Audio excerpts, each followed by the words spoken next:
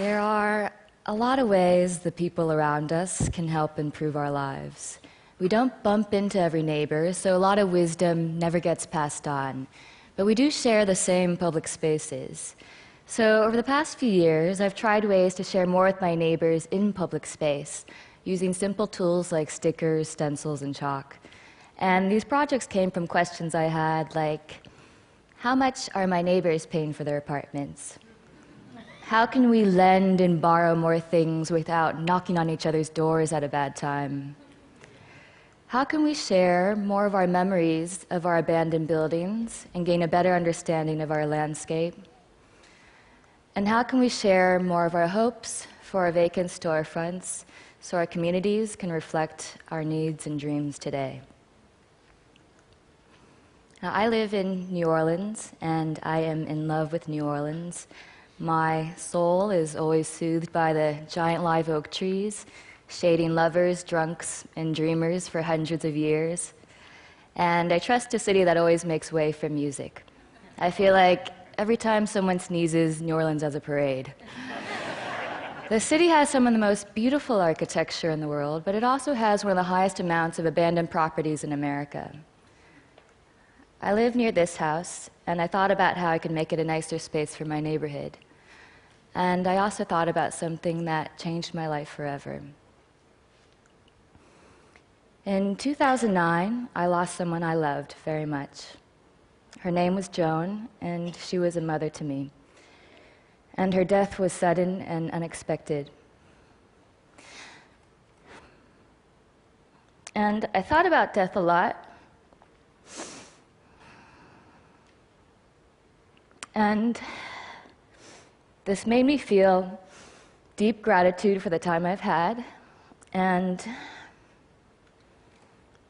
brought clarity to the things that are meaningful to my life now.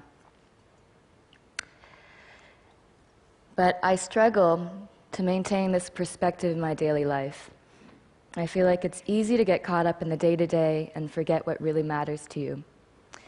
So with help from old and new friends, I turned the side of this abandoned house into a giant chalkboard and stenciled it with the fill-in-the-blank sentence, "Before I die, I want to." So anyone walking by can pick up a piece of chalk, reflect on their lives, and share their personal aspirations in public space.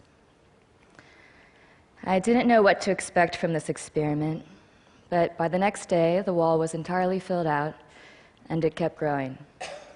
And I'd like to share a few things that people wrote on this wall.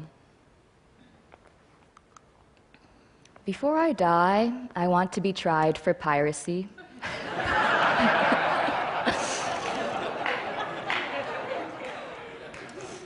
Before I die, I want to straddle the international dateline.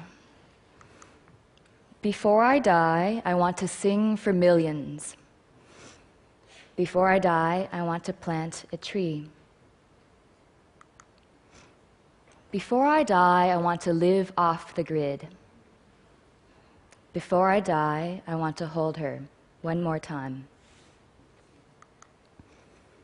Before I die, I want to be someone's cavalry. Before I die, I want to be completely myself. So this neglected space became a constructive one, and people's hopes and dreams made me laugh out loud, tear up, and they consoled me during my own tough times. It's about knowing you're not alone. It's about understanding our neighbors in new and enlightening ways. It's about making space for reflection and contemplation and remembering what really matters most to us as we grow and change. I made this last year and started receiving hundreds of messages from passionate people who wanted to make a wall with their community. So my Civic Center colleagues and I made a toolkit, and now walls have been made in countries around the world, including Kazakhstan, South Africa, Australia, Argentina, and beyond. Together, we've shown how powerful our public spaces can be if we're given the opportunity to have a voice and share more with one another. Two of the most valuable things we have are time and our relationships with other people. In our age of increasing distractions, it's more important than ever to find ways to maintain perspective and remember that life is brief and tender. Death is something that we're often discouraged to talk about or even think about, but I've realized that preparing for death is one of the most empowering things you can do. Thinking about death clarifies your life. Our shared spaces can better reflect what matters to us as individuals and as a community.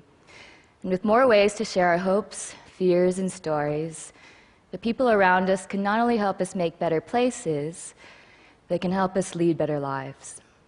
Thank you.